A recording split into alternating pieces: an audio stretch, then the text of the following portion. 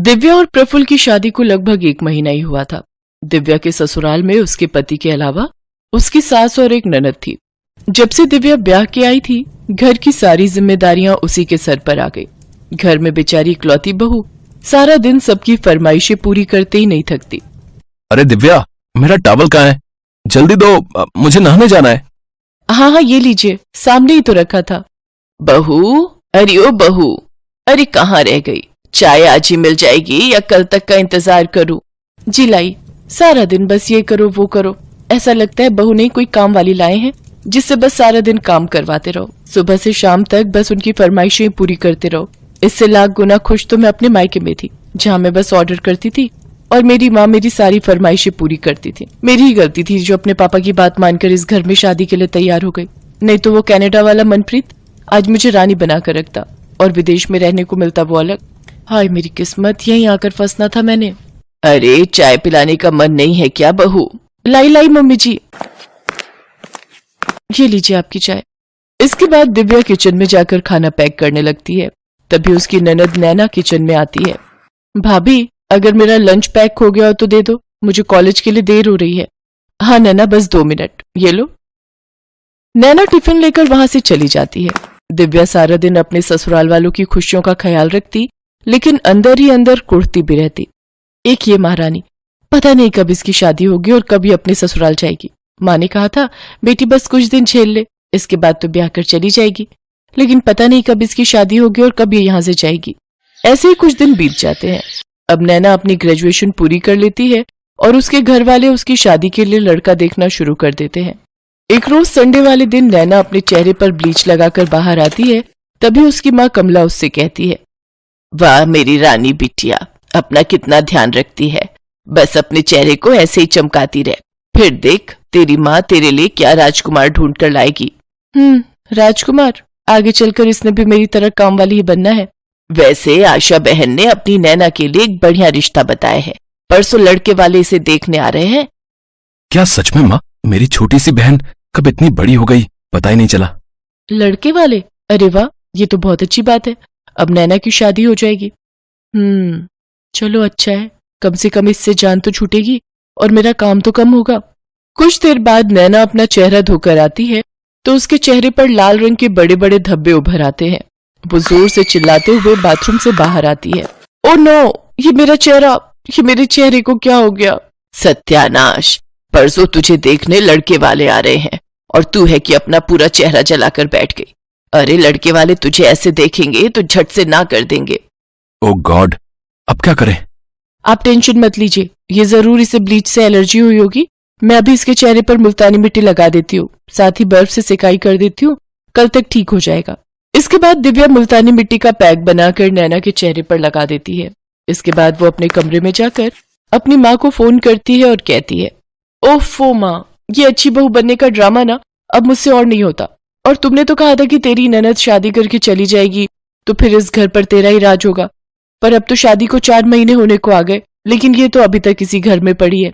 और तो और अपना सारा मेकअप तक मैंने इसे देकर रखा है ताकि ये सुंदर दिखे और इसकी शादी हो। हाय मेरी नाजुक बच्ची को वहां जाकर कितना काम करना पड़ रहा है।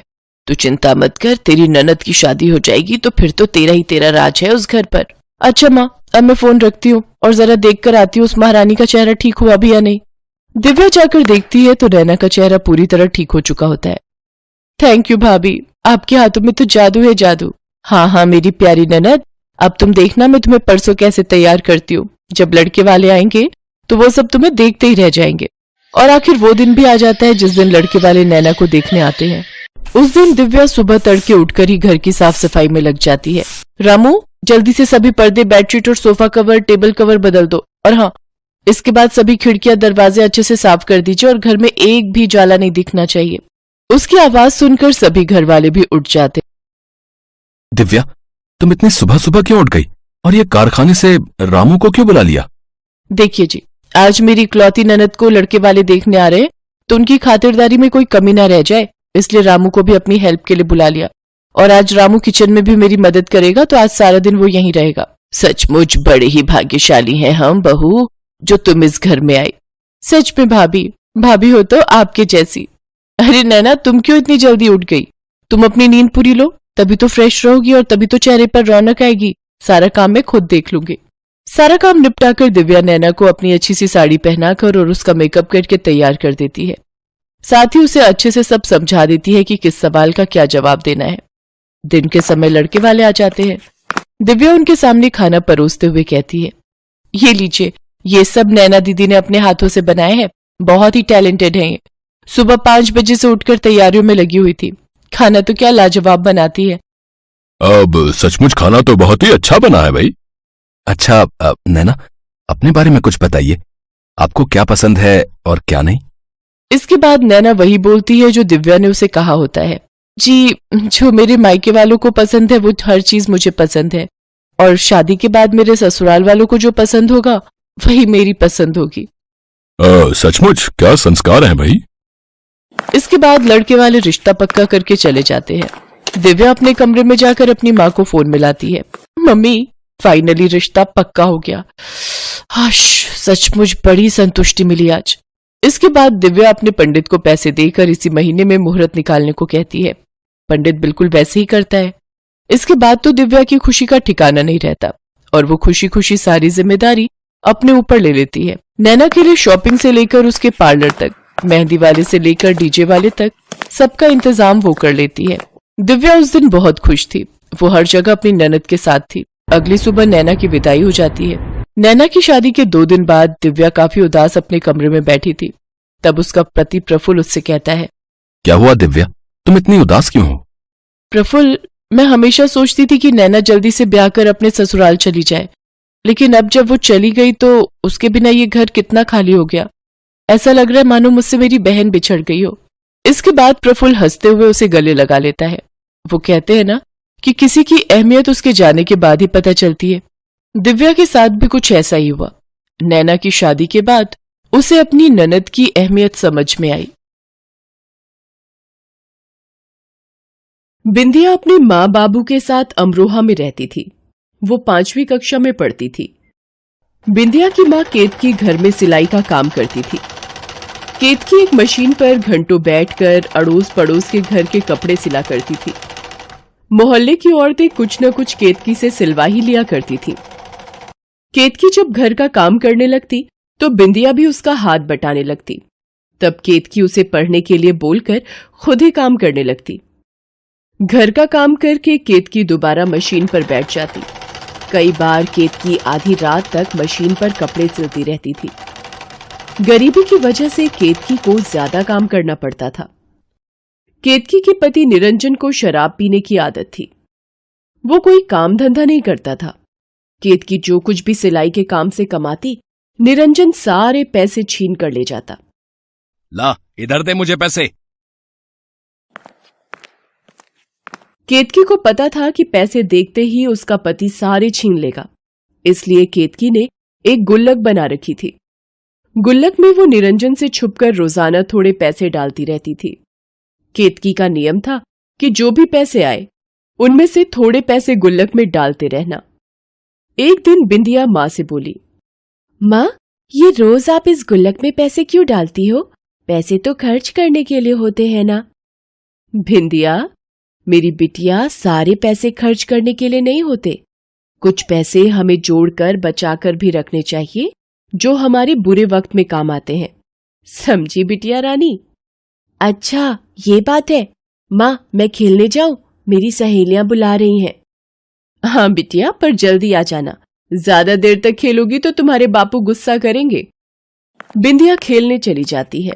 केतकी गुल्लक में पैसे डाल देती है और गुल्लक को छुपा कर रख देती है। इतनी देर में निरंजन आ जाता है। वो शराब के नशे में होता है और केतकी से खाना मांगता है। केतकी उसे खाना देती है तो वो गुस्से में बोलता है, ये क्या बना है? दाल में न नमक है न मिर्च मसाला है। कैसा घटिया खाना बन रहा है। ले जा इसे मेरे आगे से। और तेरे पैसे अभी तक नहीं आए मेरे पास सिलाई के। निकाल जरा, मुझे पैसे दे। मुझे जरूरत है भाई।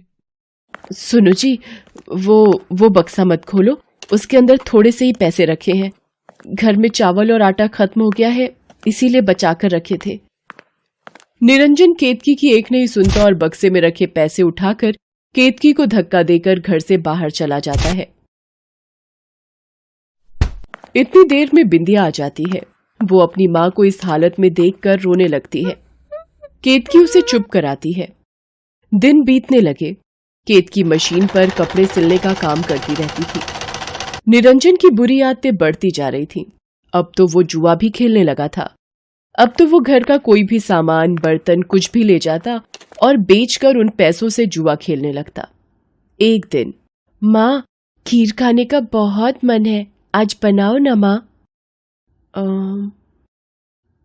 ठीक है, तू घर का ध्यान रख, मैं बाजार से थोड़े दूध और चावल लेकर आती हूँ। ठीक है माँ, मैं घर का ध्यान रखती हूँ।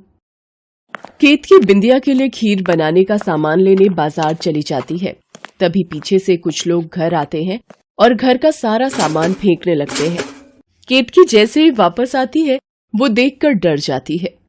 उसके हाथ से खीर का सारा सामान नीचे गिर जाता है। वो शोर मचाती है कि ये क्या कर रहे हो, ये सामान क्यों फेंक रहे हो। बिंदिया भी रोने लगती है कि हमारा सामान क्यों फेंक रहे हो, पर वो लोग नहीं मानते और घर का सारा सामान तितर बितर कर देते हैं। उनमें से एक आदमी कहता है, ये घर तुम्हारे पति ने हमारे सेठ जी को बेच दिया है। तुम्हें अभी इसी वक्त ये घर खाली करना होगा। कहीं भी जाओ, हमें इससे कोई मतलब नहीं। ऐसे कैसे घर बेच दिया? आप हमारे से ऐसे घर खाली नहीं करा सकते। हम कहाँ जाएंगे? माँ, ये लोग हमारे घर का सारा सामान फेंक रहे हैं। मेरी गुड़िया को भी तोड़ दिया। माँ, जाओ आप लोग यहाँ से, ये हमारा घर है। चुप कर लड़की, अब ये घर तेरा नहीं, हमारे सेठ जी का है। चलो निकलो यहां से। केतकी और बिंदिया दोनों रात तक घर के बंद दरवाजे पर बैठी रहती हैं। केतकी बड़ी मुश्किल से बिखरा हुआ सामान समेटती है। तब तक निरंजन भी आ जाता है। वो नशे की हालत में होता है। केतकी उससे पूछती है, आपने घर बेच दिया मुझे बिना बताए? अब हम कहाँ रहेंगे? इतनी रात में हम कहाँ जाएंगे? आपने ये क्या कर दिया? ये घर मेरा था, मेरा, समझी? मैंने बेच दिया। तू जायदाद नहीं लाई थी अपने माँ बाप के घर से, समझी? मुझे पैसों की जरूरत थी भाई, इसलिए मैंने ये घर बेच दिया। उड़ा दिए जुए में सारे पैसे। बोल क्या करेगी तू? चला भी रोना धोना छोड़ और सामान उठा। मेरा दोस्त मोहन ने एक किराए का कमरा बताया है, आज से हम वहीं रहेंगे। चल उठा सामान। केतकी बेचारी क्या करती? बिंदिया का चेहरा देखकर वो मायूस हो गई। बिंदिया भूख से तड़प रही थी। उस दिन बिंदिया का खीर खाने का मन था, पर बेचारी केतकी उसे खीर नहीं खिला पाई। उसकी गरीबी, उसकी बदनसीबी, दोनों उसकी जिंदगी में दुखों का पहाड़ बनकर खड़े थे। छोटी बच्ची बिंदिया की खातिर उस वक्त केतकी चुप हो गई, पर उसका मन पूरी तरह से टूट चुका था। उसका अपना घर, जिस घर में वो ब्याह कर आई थी, वो उससे छूट चुका था। निरंजन केतकी और बिंदिया को लेकर किराए के घर में रहने आ गया। धीरे धीरे समय बीतता गया। केतकी ने किराए के मकान में मशीन पर कपड़े सिलना शुरू कर दिया। जो थोड़े बहुत लोग वहां उसे जानने लगे, वो उससे कपड़े सिलवाने लगे। अब घर खर्च और बिंदिया की पढ़ाई के साथ साथ मकान, पानी और बिजली का किराया भी केतकी को देना पड़ता था। वक्त बीतने लगा। बिंदिया भी बड़ी हो गई थी, साथ ही सुंदर और समझदार बन गई थी। पर गरीबी की वजह से बिंदिया आगे नहीं बढ़ पाई और घर पर ही माँ का हाथ बटाने लगी। केतकी की उम्र बढ़ गई थी। मशीन पर कपड़े सिलते समय उसकी नजर भी कमजोर हो गई थी। बिंदिया केतकी को ज्यादा काम करने के लिए मना करती थी, पर गरीबी में पैसों की जरूरत में केतकी अपने शरीर से ज्यादा काम लेने लगी। धीरे धीरे उसकी तबीयत खराब रहने लगी। निरंजन सारा दिन घर नहीं आता था। केतकी बीमार रहने लगी। बिंदिया सारा दिन माँ की सेवा करती। केतकी को अब बस बिंदिया की शादी की चिंता थी कि उसके जीते जी बिंदिया की शादी हो जाए। एक दिन अरे कांता दीदी, आप बहुत दिनों बाद आना हुआ। कब से आपसे मिलने का मन था। हाँ केतकी, सोचा कि तुमसे मिलाऊं। कुछ सालों से गांव में ही थी, दोबारा अमरोहा वापस आ गई हूं। कल आई तो पता चला कि तुमने अपना मकान बेच दिया और यहाँ किराए पर रहने आ गई। कई सालों से गांव में ही थी तो तुम्हारी कोई खोज खबर ही नहीं थी। क्या बात है केतकी, तुम्हारी तबीयत ठीक नहीं लग रही? कुछ नहीं कांता दीदी, वो मौसम का असर है, अपने आप ठीक हो जाएगा। बिंदिया, बिंदिया, कांता दीदी आई हैं, उनके लिए चाय बना ला। ये तुम्हारी बेटी बिंदिया तो बहुत बड़ी हो गई, जब देखा था तब तो बहुत छोटी थी। इसकी शादी की कहीं बात की?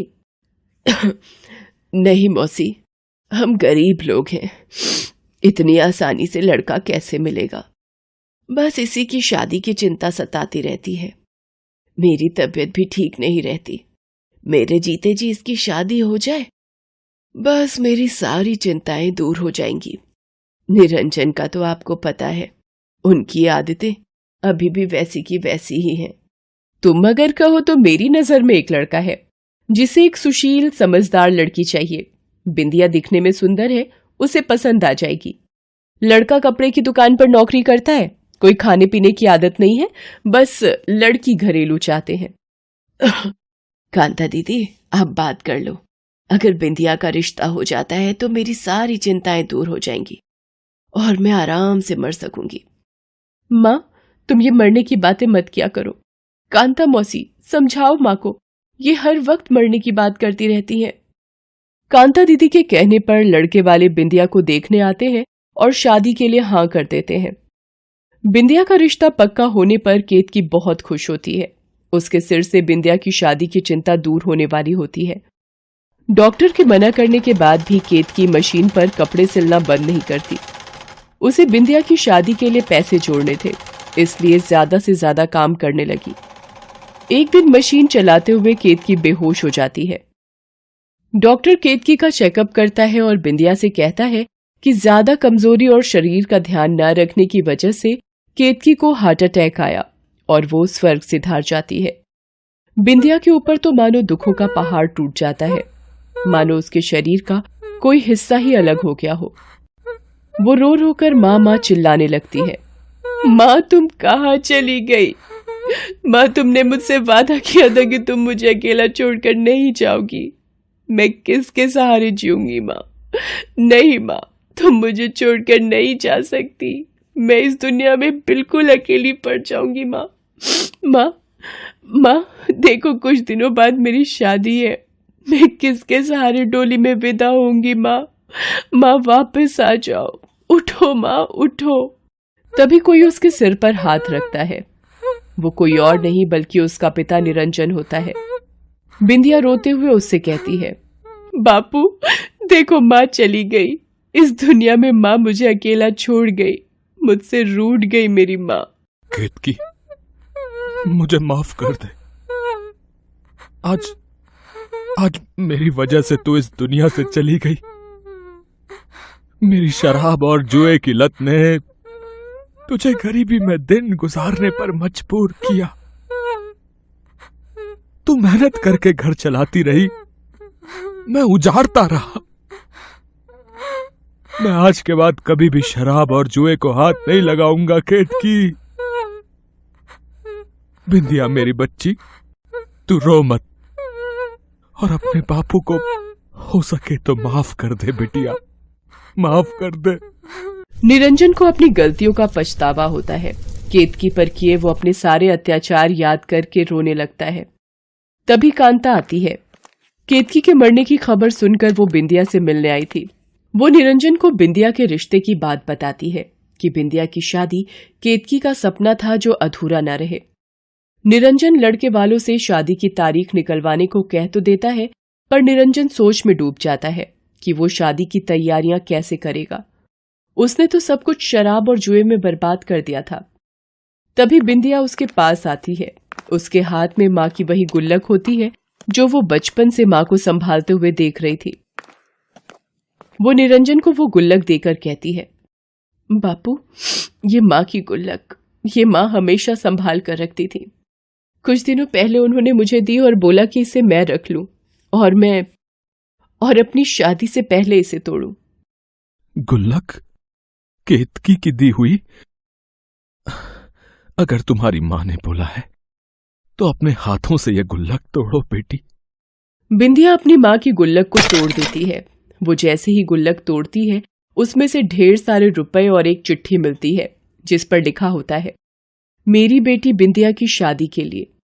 ये देखकर निरंजन फूट फूट कर रो पड़ता है और बिंदिया भी ये देखकर अपनी माँ को याद करने लगती है। निरंजन गुल्लक के उन रुपयों से बिंदिया की शादी करता है और बिंदिया अपनी माँ के आशीर्वाद को लेकर अपनी ससुराल विदा हो जाती है।